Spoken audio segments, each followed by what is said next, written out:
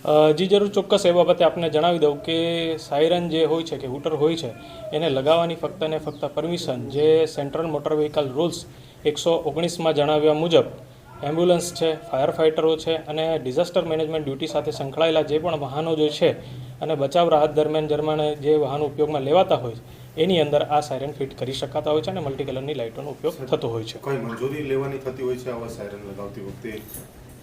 જી જરૂર, ચોક્કસ એ બાબતે આપને જણાવી દઉં કે અત્રેની કચેરી અથવા ડાયરેક્ટ વાહન વ્યવહાર કમિશનરશ્રીને એ બાબતેની એપ્લિકેશન કરવાની રહેતી હોય છે અને ત્યારબાદ જે ગુજરાત ગવર્મેન્ટ જે પરમિશન આપે એના પછી જ આગળની કાર્યવાહી કરવાની થતી હોય છે. મોટર વ્હીકલ રૂલ્સની અંદર જણાવ્યા મુજબ એ પ્રકારનું વાહન ઇમરજન્સી પ્રકારનું વાહન કહેવાતું નથી. જે રીતે આપણે જણાવ્યું કે મોટર વ્હીકલ રૂલ્સની 108ની કલમમાં જણાવ્યા મુજબના જે વાહનો જે છે એમ્બ્યુલન્સ છે, ફાયર ફાઇટર છે અને ઇમરજન્સી ડ્યુટી સાથે સંકળાયેલા જે વાહનો જે છે એને આપણે ઇમરજન્સી તરીકે ગણવામાં આવતા હોય છે. જે જરૂર, ચોક્કસ એ બાબતે જણાવી દઉં કે આપણે અત્રેની કચેરી દ્વારા કાર્યવાહી કરવામાં આવશે અને મોટર વ્હીકલ એક્ટની કલમ 194F મુજબની કાર્યવાહી કરવામાં આવશે.